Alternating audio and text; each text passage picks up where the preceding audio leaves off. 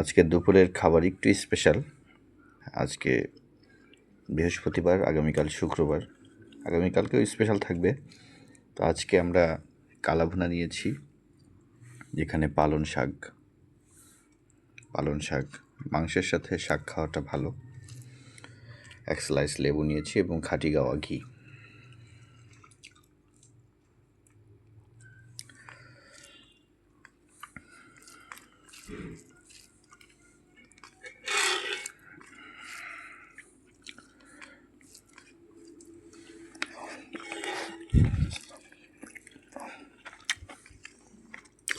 মাশাআল্লাহ, খুব সুস্বাদু খাবার।